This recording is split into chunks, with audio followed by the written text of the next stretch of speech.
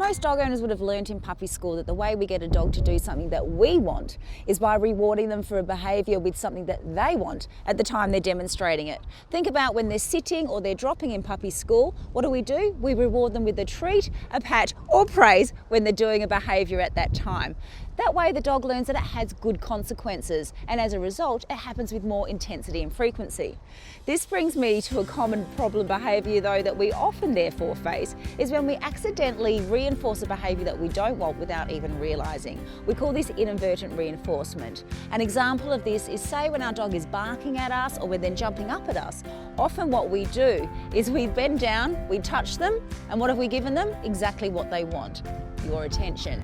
Keeping this in mind, that's why it's really important to set the boundaries early as possible with our puppies. Even with older dogs, if you don't want them to be doing a behaviour, then make sure you're not reinforcing it without realising it. Set the boundaries nice and early and be consistent with them.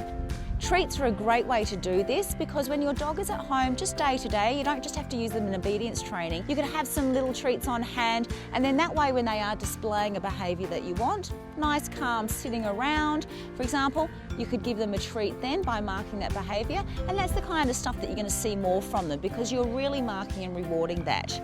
What we want to do, of course, then is we don't want to be rewarding when they are doing those jumps or those barks. We want to ignore that behaviour, and the moment they're going quiet or they've got all 4 feet on the ground, we reward them then. So that's why it's handy to have those treats. Milky sticks, for example, are great with puppies because they've got calcium in them, but also they break up really small. Chicken sticks for older dogs are great too because they can break up into small pieces. And then that way, if we've got a little pocket full, we're not going to be over-treating, but we're going to be able to reward that behaviour day to day that we want from them. Another important thing to remember when you're trying to set boundaries and not reward unwanted behaviour is to make sure everyone in the household is following the same rules.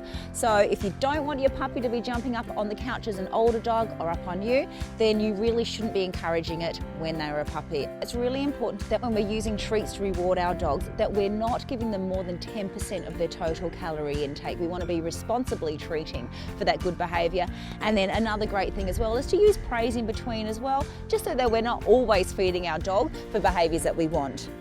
For more puppy tips and information about treating responsibly, visit the VitaPet website.